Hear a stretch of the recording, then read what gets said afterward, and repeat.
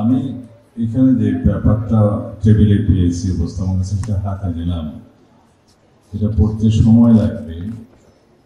এখানে যে সমস্ত সেক্টরগুলোর কথা এই ব্যাপারে উল্লেখ করা আছে, বিদ্যুৎ ও জ্বালানি খাত, বহুমুখী সমন্বিত যাতায়াত ব্যবস্থা, এটা মাল্টি মডেল ট্রান্সপোর্ট সিস্টেম বললে সবাই বুঝে। Climate and environment, water resources management, urbanisation ও পরিকল্পিত নগরায়ন, যানজট জলাবদ্ধতা, দেশে কৃষি প্রযুক্তি বিপ্লব ও কর্মসংস্থান,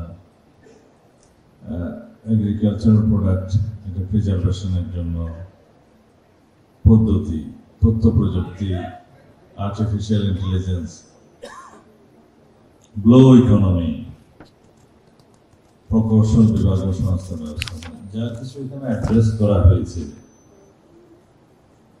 তার মধ্যে একটা বিষয় এখনো আমার মনে হয় রাইটলি অ্যাড্রেস করা হয়নি, যেটা ফিউচার আমাদের প্রসপেক্ট অনেক বেশি। সেটা হচ্ছে আমরা সেমিকন্ডাক্টর ইন্ডাস্ট্রি সম্পর্কে কেউ এখানে কথা বলছি না।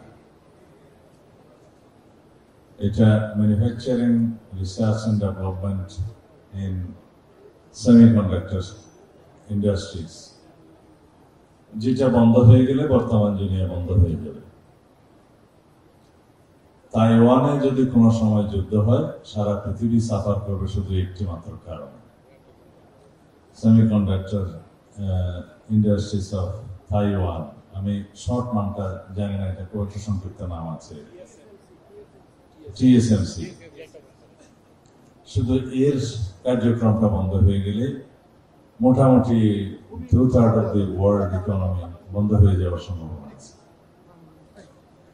এখানে বাংলাদেশের যে হ্যান্ডস গুলো রেডি করার এই বিষয়ে আমাদের ম্যান পাওয়ার জেনারেট করা বা আমাদের জেনারেট করার সেই ম্যান পাওয়ার জন্য যে সমস্ত ইনস্টিটিউশন করার সেদিকে আমরা নজর দিচ্ছি না। সেই জিনিসটা আমরা গুরুত্ব সহকারে দেব ইনশাআল্লাহ সামনে। যেটা research and development and manufacturing এর শুরুটা করা গেলে সারা পৃথিবীর যে size of the trade and market সেটা তার একটা মিনিমাম 5% স্লাইসও যদি বাংলাদেশে আনা যায়, তাহলে আমাদের ইকোনমির জন্য আর অন্যান্য ইন্ডাস্ট্রির দিকে তাকাতে হবে না। এগুলো সবই করতে পারবেন আপনারা। আমাদেরকে স্বপ্ন দেখতে হবে, তবে ওরকম স্বপ্ন না যে স্বপ্নটা মানুষকে দূষিত করে। আমরা স্বপ্ন দেখব বাস্তবায়নের জন্য এবং পরিকল্পনা প্রণয়ন করব বাস্তবায়নের জন্য। শহীদ রাষ্ট্রপতি জিয়াউর রহমানের কাছে আমরা সেটাই শিখেছি যে আমরা উৎপাদনমুখী শিক্ষা ব্যবস্থা এবং উৎপাদনমুখী রাজনীতি করব। তখন আমরা স্টুডেন্ট লাইফে ওনার যখন সাহচর্যে ছিলাম, তখন আমরা বুঝতে পারতাম না যে উৎপাদনমুখী রাজনীতি বলতে কি বোঝায়। উৎপাদনমুখী শিক্ষা ব্যবস্থা না হয় বুঝলাম, যে সমস্ত শিক্ষা ব্যবস্থার মধ্য দিয়ে আমরা উৎপাদনমুখী শিক্ষা ব্যবস্থা যা বুঝি সেটার মধ্যে দিয়ে আমরা যাব এবং কর্মসংস্থান হবে, প্রোডাকশন হবে, বিভিন্ন সেক্টরে আমরা উৎপাদনমুখী হব, সেটা বুঝতাম। কিন্তু রাজনীতি যে উৎপাদনমুখী সেটা আমরা তখন বুঝতাম না। এখন বুঝি যে সমস্ত কিছুর চালিকা শক্তি কিন্তু রাজনীতি। সেই রাজনীতির মধ্যে যদি প্রোডাক্টিভিটি না থাকে, ইনোভেটিভ আইডিয়াস না থাকে, জ্ঞান এবং প্রযুক্তি নির্ভর যদি নেতৃত্ব না থাকে, তাহলে সেই রাজনীতিকে উৎপাদনমুখী রাজনীতি বলা যাবে না। এই উৎপাদনমুখী রাজনীতির নেতৃত্ব দেওয়ার জন্য আপনাদের মতো ব্রিলিয়েন্ট ইঞ্জিনিয়ারদের দরকার। শুধুমাত্র ইঞ্জিনিয়ার্স নয়, জ্ঞান বিজ্ঞানের সমস্ত শাখায় যারা মেধার স্বাক্ষর রাখেন, সেরকম সমস্ত শাখায় আমাদেরকে রাজনীতির নেতৃত্ব সৃষ্টি করতে হবে। এখন ভাষণ এবং শোষণের রাজনীতির দুনিয়া শেষ, জমানা শেষ। মানুষ এখন দেখতে চায় যে তাদের জন্য আমরা কি করলাম, দেশের জন্য আমরা কি করব, তরুণ প্রজন্মের রাজনৈতিক ভাবনাকে আমরা ধারণ করি কিনা, তারা কি চায়, এই সমাজকে এগিয়ে নিতে গেলে বাংলাদেশের সেই তরুণ সমাজের চিন্তাকে আমরা ধারণ করতে হবে। আগামীতে এই বাংলাদেশে তারা কিরকম দেখতে চায় সেই ভাবনাকে আমরা ধারণ করব। আগামীতে অবশ্যই জ্ঞান নির্ভর, প্রযুক্তি নির্ভর, মেধা নির্ভর রাজনীতি এবং সরকারের সমস্ত পরিকল্পনা বাস্তবায়ন করা হবে। আগের মতো শহীদ রাষ্ট্রপতি জিয়াউর রহমান বলেছিলেন যে I will make politics difficult for the politicians. এটাই হচ্ছে সেটা, যে পলিটিশিয়ানরা শুধু মাঠে ঘাটে মঞ্চে বক্তৃতা দিয়ে চলে যাবে আর মানুষ প্রতারিত হবে, দেশ কিছুই পাবে না, সেই রাজনীতির জমানা শেষ। সুতরাং প্রস্তুত হন, আপনারা এখানে যা লিখেছেন এই সমস্ত বিষয় বাস্তবায়নের জন্য অত্যন্ত সততার সাথে আপনাদেরকে সমস্ত পরিকল্পনা প্রণয়ন করতে হবে। আমি এই কথাটা এখানে বলছি এই জন্য যে আপনারা নিজেরা যদি মনে করেন যে অসৎ সেজন্য নয়, কিন্তু একটা পাবলিক পারসেপশন আছে যে আমাদের দেশে, আপনারা অনেকে বক্তৃতা দিয়েছেন, একটা পাবলিক পারসেপশন আছে যে প্রকৌশলীরা যদি দেশ বিনির্মাণের প্রধান শক্তি হয়, কারিগর হয়, তাহলে আমাদের কনস্ট্রাকশন গুলো টেম্পোরারি হয় কেন, নষ্ট হয় কেন, আগের দিনের গুলো এত স্থায়ী হয় কেন? এটা অবশ্যই মানুষের জিজ্ঞাসা। এই পারসেপশনটাকে আপনাদের পাল্টাতে হবে। এই পারসেপশনটাকে পাল্টাতে পারলে আমরা অনেক দূর এগিয়ে যাব। একই বাজেটে আমরা 3 গুণ কাজ করতে পারব। আমি শুধু একটা ডাটা এখানে দিতে চাই। এই সরকার দায়িত্ব নেওয়ার পরে শ্বেতপত্র প্রণয়নের জন্য একটা কমিটি করেছিলেন বিশিষ্ট অর্থনীতিবিদ দেবপ্রিয় ভট্টাচার্য সাহেবকে প্রধান করে। তারা বেশ কয়েক মাস কাজ করে একটা বিশাল রিপোর্ট দিয়েছেন সরকারকে। তার সময়সীমা ছিল ওই শ্বেতপত্র 2009 সাল থেকে 2023 সালের মধ্যে সংগঠিত সমস্ত কার্যাবলী অর্থনীতিতে। তার শুধু 3টা বিষয় আমি এখানে উল্লেখ করবো, আপনারা সবাই সেই রিপোর্টটা পড়া উচিত, খুব বেশি বড় না, অ্যাটলিস্ট এক্সিকিউটিভ সামারিটা আপনারা দেখে নেবেন, ওয়েবসাইটে পাওয়া যায়। তার মধ্যে একটা কথা আছে যে মেগা প্রকল্পের নামে যে সমস্ত প্রকল্প ফ্যাসিস্ট শেখ হাসিনার সময়ে নেওয়া হয়েছিল, তার সময় বৃদ্ধি কোন কোন জায়গায় যে 7 গুণ পর্যন্ত সময় বৃদ্ধি করা হয়েছে, ব্যয় বৃদ্ধি করা হয়েছে, এবং অনেক গুণ ব্যয় বৃদ্ধির ফলে যে মিসইউজ অফ ওয়েলথ আমাদের ফান্ড হয়েছে তার পরিমাণ খুব সম্ভবত $1.6 বিলিয়ন। এবং এক জায়গায় তিনি লিখেছেন যে রাজনৈতিক বিবেচনা যে সমস্ত লোন ঋণ দেওয়া হয়েছে বিভিন্ন ব্যাংকিং এবং নন ব্যাংকিং সেক্টর থেকে, সেই পরিমাণ অ্যাসেট যেটা নন পারফর্মিং অ্যাসেট হিসাবে পরে ডিক্লেয়ার্ড হয়েছে, সেটা বর্তমানে মনে হয় 5 লক্ষ কোটি টাকার বেশি বাংলাদেশের ব্যাংকিং সেক্টরে। ওসব স্বীকার করে না, একটু কম করে বলে। সেই পরিমাণ, তার ভাষায় যে পরিমাণ এই নন পারফর্মিং অ্যাসেট হয়েছে, পলিটিক্যাল বিবেচনায় লোন দেওয়া হয়েছে, ঋণ দেওয়া হয়েছে বিভিন্ন রাজনৈতিক গোষ্ঠীকে, সেটা দিয়ে 24টা পদ্মা সেতু নির্মাণ করা যেত। কল্পনা করা যায় না। এই বাংলাদেশ থেকে এই সমস্ত প্রকল্প ব্যাংকিং সেক্টর এবং অন্যান্য ডেভেলপমেন্ট সেক্টর থেকে, ডেভেলপমেন্ট প্রজেক্ট থেকে যে পরিমাণে মানি লন্ডারিং হয়েছে এবং টোটাল বাংলাদেশ থেকে যে পরিমাণ অর্থ পাচার হয়েছে, ওই সময়সীমার মধ্যে তাদের রিপোর্টের এক্সিকিউটিভ সামারির প্রথম পারায় বলা আছে এটা 29,25,000 কোটি টাকা। আসলে কি আমরা গরিব রাষ্ট্র ছিলাম? আমরা গরিব রাষ্ট্র ছিলাম না। আমাদেরকে এই তস্কর সম্প্রদায় গরিব রাষ্ট্র বানিয়েছে। যাই হোক, আপনারাই পারবেন জাতির ইনফ্রাস্ট্রাকচারকে আবার সোজা করতে। জাতির উন্নয়নের মেরুদণ্ডটাকে আপনারা আবার সোজা করবেন এই বিশ্বাস আমার আছে। আমি আজকে এখানে সময়ের অভাবে আর বেশি বক্তব্য দিতে চাই না। আপনারা যে উদ্যোগটা নিয়েছেন এবং একত্রিত হয়েছেন, বিগত ফ্যাসিস্ট সরকারের সময় আপনারা এইভাবে একত্রিত হওয়ার সুযোগও ছিল না। আপনাদের ভিতরে যেন কোনো দলাদলি না থাকে, এটা কেন বলছি আপনারা নিজেরা বুঝে নেন। আপনারা সবাই একত্রিত থাকবেন,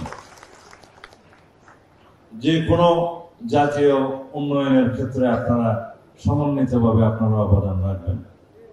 ইনশাআল্লাহ আমরা আশা করি ভবিষ্যতে বাংলাদেশের জনগণ যদি দায়িত্ব দেয়, তাহলে বাংলাদেশ জাতীয়তাবাদী দলের সরকার গঠন হতে পারে, যদি আল্লাহ রাব্বুল আলামিন কবুল করে। সেই ক্ষেত্রে আমাদেরকে যে চ্যালেঞ্জগুলো মোকাবেলা করতে হবে, সেটা আপনারা রাস্তায় যদি গাড়ি নিয়ে বেরোন দেখবেন। আমি কয়েকটা জায়গায় গিয়েছিলাম, কোথাও এমন কোন সড়ক, মহাসড়ক বাকি নাই যেখানে 1 ঘন্টা রাস্তা যেতে 10 ঘন্টা সময় লাগে। সিলেট থেকে ঢাকায় আসতে নাকি এখন প্রায় 24 ঘন্টার মতো সময় লাগে। বিমানের টিকিটের দাম 2 গুণ 3 গুণ বেড়ে গেছে সিলেট ঢাকা। কেন হয়েছে, কিভাবে হয়েছে, আপনারা নিশ্চয়ই অনুমান করতে পারেন। যাই হোক, সেই চ্যালেঞ্জগুলো আমাদেরকে মোকাবেলা করতে হবে। উন্নয়নের চ্যালেঞ্জ এবং সুশাসন দেওয়ার চ্যালেঞ্জ, আইনের শাসন প্রতিষ্ঠার চ্যালেঞ্জ এবং গণতান্ত্রিক সংস্কারের মধ্য দিয়ে গণতান্ত্রিক প্রতিষ্ঠান এবং সাংবিধানিক প্রতিষ্ঠান বিনির্মাণের চ্যালেঞ্জ এবং আগামী দিনের সংসদকে যাতে একটা জনগণের প্রকৃত গণতান্ত্রিক সংসদ হিসাবে প্রতিষ্ঠা করা যায় তার চ্যালেঞ্জ। এগুলো সবকিছুই আমাদেরকে একই সময়ে মোকাবেলা করতে হবে। আমাদের বর্তমানে অপতথ্য ছড়ানোর একটা, অপব্যাখ্যা ছড়ানোর একটা বিশাল আমি টেন্ডেন্সি দেখি অনেকের মধ্যে।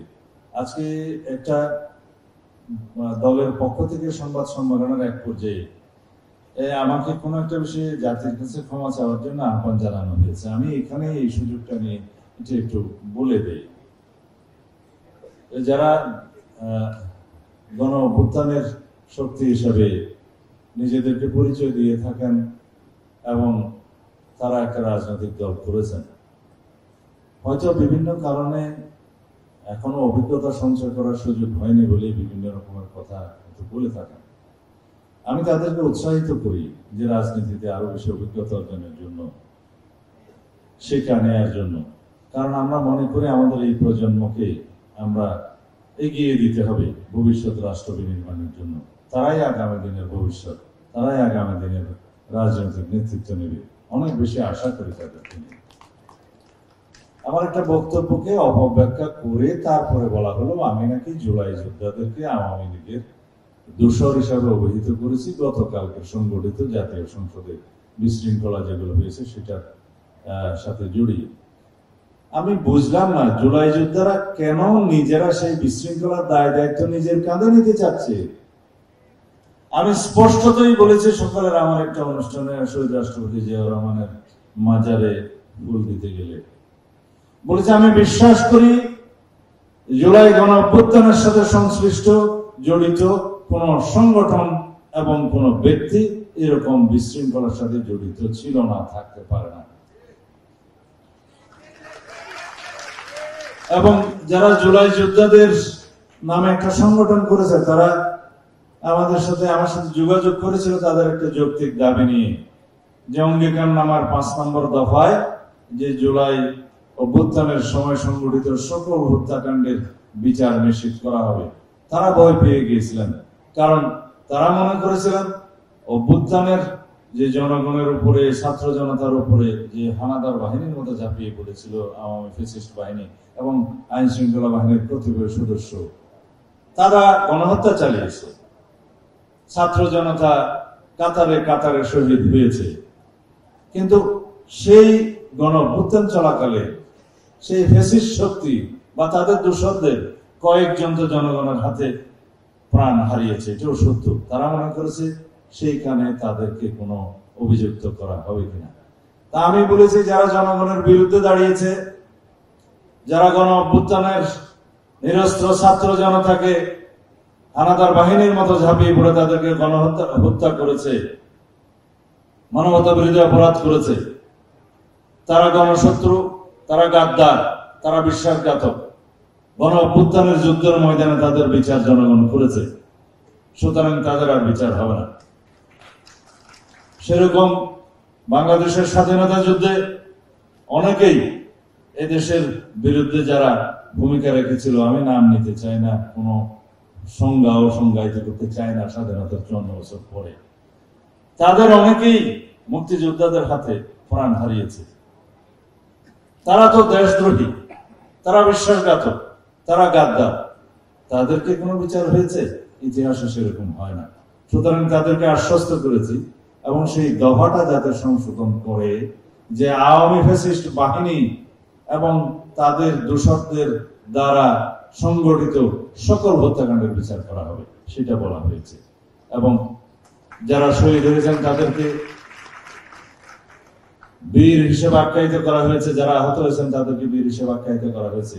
তাদের যাতে ক্ষতিপূরণ দেওয়া হয়, চিকিৎসা সহ ভবিষ্যৎ নিরাপত্তা বিধান করা হয় এবং মাসিক ভাতা সহ অন্যান্য ব্যবস্থা করা, সেই বিধানটা রাখার জন্য আমি নিজে স্ট্যাটাস দিয়ে প্রফেসর আলী রিয়াজের সাথে কথা বলে সেটা আমরা সংশোধন করেছি। এখানে তাদের সন্তুষ্টি হওয়ার কথা, সন্তুষ্ট হয়ে তারা বিদায় নিয়েছে। কিন্তু সেই সুযোগটা জাতীয় সংসদের সেই সাউথ প্লাজায় কিছু কিছু আওয়ামী ফ্যাসিস্ট বাহিনী নিয়েছে। তারা নাম ধারণ করেছে জুলাই যোদ্ধার নাম দিয়ে, নামটা তারা সুযোগে ব্যবহার করেছে এবং সেই আওয়ামী ফ্যাসিস্ট বাহিনী গতকালকের অনুষ্ঠানকে কলঙ্কিত করার জন্য, পারলে বানচাল করার জন্য চেষ্টা করেছে। আমি বলেছি তাদের কথা যে বাংলাদেশের পক্ষের কোন শক্তি, জুলাইয়ের গণ অভ্যুত্থানের কোন শক্তি, কোন সংগঠন, কোন ব্যক্তি এই বিশৃঙ্খলা সৃষ্টি করতে পারে না। এবং এটাও বলেছি যে যাদের বিভিন্ন দাবি দেওয়ার প্রেক্ষিতে জুলাই সনদে স্বাক্ষর করার সুযোগ হয়নি বা যেতে পারেননি, তাদের জন্য উন্মুক্ত আছে। সরকার ঘোষণা করেছে, ঐক্যমত্য কমিশন ঘোষণা করেছে, যে কোনো সময় তারা সেটা স্বাক্ষর করতে পারবেন। হয়তো তাদের সেই দাবি দেওয়াগুলো কালকের মধ্যে নিষ্পত্তি করা সম্ভব হয়নি, ভবিষ্যতে অবশ্যই হবে আশা করি। এই জুলাই সনদ বাস্তবায়ন প্রক্রিয়া নিয়ে আরো আলাপ করবেন বলে ঐক্যমত্য কমিশন এবং মাননীয় প্রধান উপদেষ্টা বলেছেন। আলাপ হতে পারে।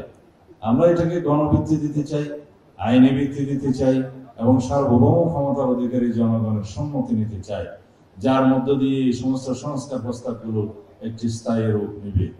সেটার প্রক্রিয়াতে আমরা আছি, কিন্তু বিভিন্নভাবে এনিয়ে বিনিয়ে আজকে যারা রাষ্ট্র ক্ষমতা পরোক্ষভাবে ভোগ করছেন, তারা চায় না খুব শীঘ্র নির্বাচন হোক। এর মধ্যে আরো দুই একটি শক্তি আছে, রাজনৈতিক শক্তি আছে, তারাও বিভিন্নভাবে পরোক্ষভাবে তারা বেনিফিশিয়ারি এই বর্তমান সরকারের। সেই জন্য তারাও চায় যে বিএনপি যেন খুব তাড়াতাড়ি ক্ষমতায় না আসে, এবং অনেকে মনে করে যে তারা বিলম্বিত হইলে হয়তো তারা ক্ষমতায় আসে। তা আমরা জনগণের ভোটের উপরে বিশ্বাস রাখি, জনগণের আস্থার উপরে বিশ্বাস রাখি। আমরা গণতান্ত্রিক চর্চাকে যেন অব্যাহত রাখি। বাংলাদেশের সবচাইতে বেশি প্রয়োজন এই মুহূর্তে ধৈর্য এবং সহনশীলতা, রাজনৈতিক সহনশীলতা এবং আমাদের গণতান্ত্রিক সংস্কৃতির প্রচলন এবং এটা অব্যাহত রাখা। তার মধ্য দিয়ে আমরা আগামী দিনের শক্তিশালী গণতান্ত্রিক রাষ্ট্র, সমাজ এবং সরকার ব্যবস্থা স্থাপন করতে পারব এবং ভালো গণতান্ত্রিক সংস্কৃতির প্রচলনের মধ্য দিয়ে আগের দিনের ফেসিবাদী অপসংস্কৃতি বিলুপ্ত হবে। ভালো ডেমোক্রেটিক স্থাপনার মধ্য দিয়ে গণতান্ত্রিক চর্চা এবং গণতান্ত্রিক পদ্ধতির ব্যবহারের মধ্য দিয়ে অতীতের ফেসিবাদী অগণতান্ত্রিক অপসংস্কৃতি এবং অপরাজনীতি বিলুপ্ত হবে। সেজন্য আমরা অলওয়েজ বলি যে good politics always replace the bad politics, good culture must replace the bad culture. আমরা সবসময় বলি যদি আপনি ভালো পোশাক পান, অবশ্যই আপনি খারাপ পোশাকটা গায়ে দিবেন না। সব ক্ষেত্রে একই, যদি আপনি ভালো খাবার সামনে পান, অবশ্যই সেটা রেখে আপনি পচা বাসি খাবার খেতে যাবেন না। এটা হচ্ছে রাজনীতির ক্ষেত্রেও আমাদেরকে প্রচলন করতে হবে। আমরা যেন মানুষের সামনে ভালো রাজনীতির উদাহরণ সৃষ্টি করতে পারি, ভালো গণতান্ত্রিক সংস্কৃতির উদাহরণ যেন আমরা সৃষ্টি করতে পারি, চর্চা করি এবং অব্যাহত রাখি। তাহলে পরে আমাদের রাষ্ট্রের ভবিষ্যৎ আছে ইনশাআল্লাহ, যে জন্য আমাদের ছাত্র জনতা রক্তদান করেছে, জুলাই আগস্ট ছাত্র গণ অভ্যুত্থানে শহীদ হয়েছে, তাদের যে আকাঙ্ক্ষা, যে প্রত্যাশা, যে জনপ্রত্যাশা এখন সৃষ্টি হয়েছে, সেই প্রত্যাশাকে পূরণ করতে হবে, শহীদের আকাঙ্ক্ষাকে বাস্তবায়ন করতে হবে। তাহলেই পরে আমরা প্রকৃতপক্ষে তাদের রক্তদানকে, আত্মদানকে সম্মানিত করতে পারবো, মর্যাদাবান করতে পারবো। আমাদের আগামী দিনের বাংলাদেশের ভবিষ্যৎ অবশ্যই গণতান্ত্রিক পদ্ধতির মধ্য দিয়ে আমাদেরকে বিনির্মাণ করতে হবে, এবং সেই গণতান্ত্রিক চর্চা শুরু হয়েছে। আমরা মাসের পর মাস, প্রায় এক বছর পর্যন্ত সমস্ত ফ্যাসিবাদ বিরোধী রাজনৈতিক দল এবং শক্তিগুলো আলাপ আলোচনার মধ্য দিয়ে যে নজির স্থাপন করতে পেরেছি, এবং ঐতিহাসিকভাবে জুলাই জাতীয় সনদ কালকে স্বাক্ষর করতে পেরেছি, এটাই বাংলাদেশের ভবিষ্যৎ বলে দেয়। ইনশাআল্লাহ আমরা একত্রিত থাকবো, সকল রাজনৈতিক দলের সাথে আমরা সুসম্পর্ক বজায় রাখবো, এবং ধৈর্য এবং সহনশীলতার মধ্য দিয়ে আমাদের গণতান্ত্রিক চর্চা অব্যাহত রাখবো। তাহলেই পরে আমাদের আগামী দিনের শক্তিশালী গণতান্ত্রিক রাষ্ট্র বিনির্মাণের স্বপ্ন সফল হবে। ধন্যবাদ আপনাদের সবাইকে।